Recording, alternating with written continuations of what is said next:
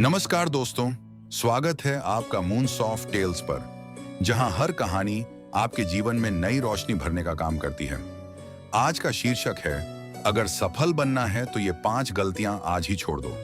दोस्तों, जीवन में सफलता किसी एक बड़े कदम से नहीं मिलती, बल्कि छोटी छोटी गलतियों को पहचान कर उन्हें समय रहते सुधारने से मिलती है।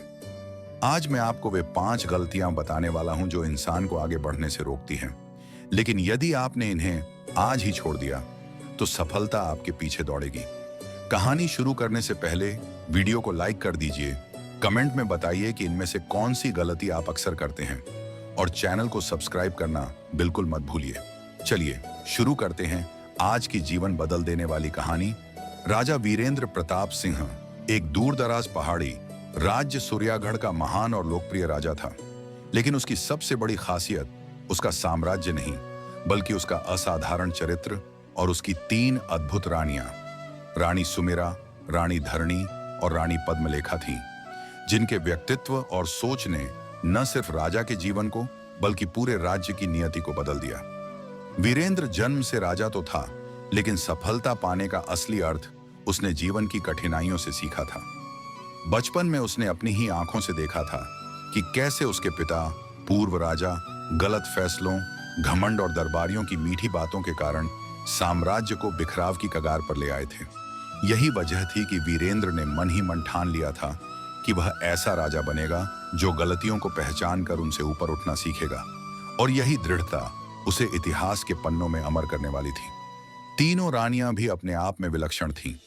रानी सुमिरा तेज दिमाग और रणनीति की महारथी, रानी धरणी धरती से जुड़ी हुई, सरल और प्रजाजन की हर धड़कन को समझने वाली, और रानी पद्मलेखा कला, ज्ञान और आध्यात्मिकता से ओतप्रोत, जिनकी निगाह जीवन की गहराइयों को पढ़ लेती थी।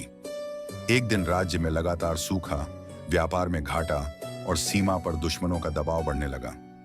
वीरेंद्र के सामने चुनौती थी कि वह किस गलती को पहले सुधारें, किसको छोड़ें और किस दिशा में कदम बढ़ाएं। रात गहरी हो चुकी थी और राजा किले की सबसे ऊंची मीनार पर खड़ा दूर आसमान में टिमटिमाते तारों को देख रहा था। तभी तीनों रानियां उसके पास आईं। सुमिरा बोली, महाराज, समस्या बड़ी हो सकती है, पर गलत फैसला उससे भी बड़ा विनाश लाता है। पहले अपनी वह गलती छोड़िए जो हर राजा को बर्बाद करती है, टाल मटोल। राजा को जैसे किसी ने चौंका दिया। उसे याद आया कि पिछले 3 महीनों से वह युद्ध की आहट सुनते हुए भी निर्णय टालता आ रहा था कि पड़ोसी राज्य से संधि करें या सेना बढ़ाएं। रानी सुमिरा ने कहा, आज निर्णय लीजिए, अभी लीजिए, क्योंकि जो राजा डर कर फैसले टालता है वह समय से हार जाता है। अगले ही पल राजा ने दूत भेजकर सीमाओं पर सेना पुनर्गठन का आदेश दे दिया। इसके बाद रानी धरणी आगे आईं। उनकी आंखों में अपने लोगों का दर्द साफ दिख रहा था।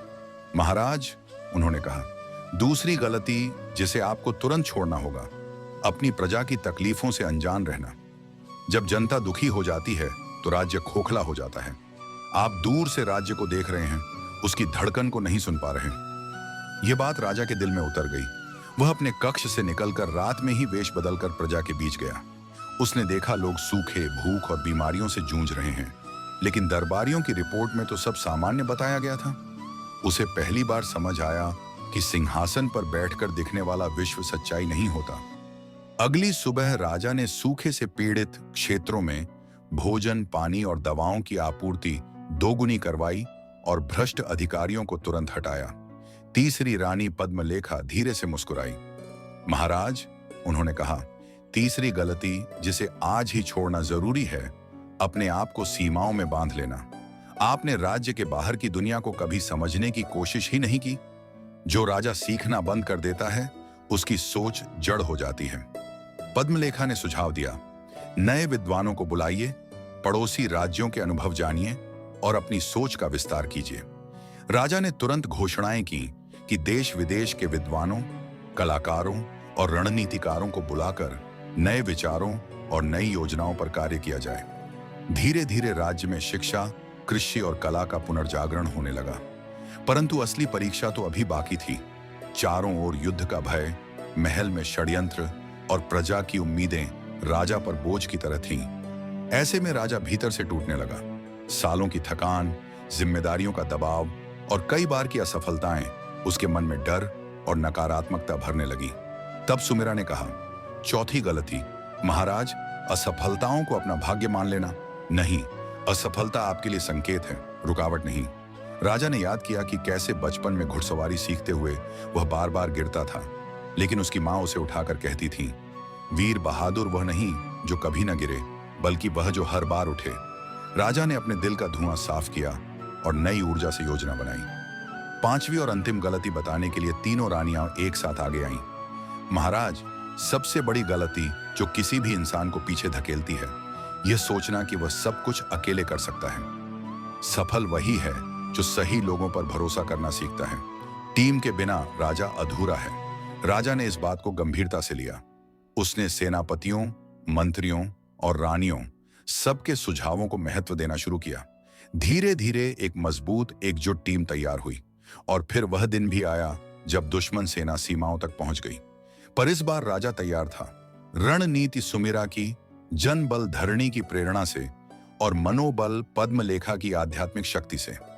युद्ध भयंकर था, लेकिन वीरेंद्र की नेतृत्व क्षमता ने सबको चकित कर दिया। दुश्मन हार गया और सूर्यागढ़ की धरती फिर से शांति और समृद्धि से भर गई।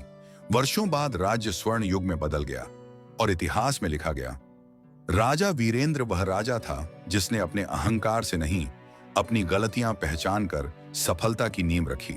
तीनों रानियों ने उसे यह सिखाया कि जो इंसान 5 गलतियां छोड़ देता है, टाल मटोल, अनजान रहना, सीखना बंद करना, असफलता को भाग्य मानना और अकेले सब कुछ करने की कोशिश, उसे सफलता मिलने से कोई नहीं रोक सकता। राजा ने अपने जीवन के अंत में कहा, सफल वही है जो गलती को दुश्मन नहीं, शिक्षक समझता है। और इस तरह सूर्यागढ़ की कहानी आने वाली पीढ़ियों के लिए प्रेरणा बन गई, क्योंकि वहां के लोग कहते थे, राजा वीरेंद्र इसलिए महान बना क्योंकि उसने गलतियों को छोड़ना और सीखते रहना कभी नहीं छोड़ा।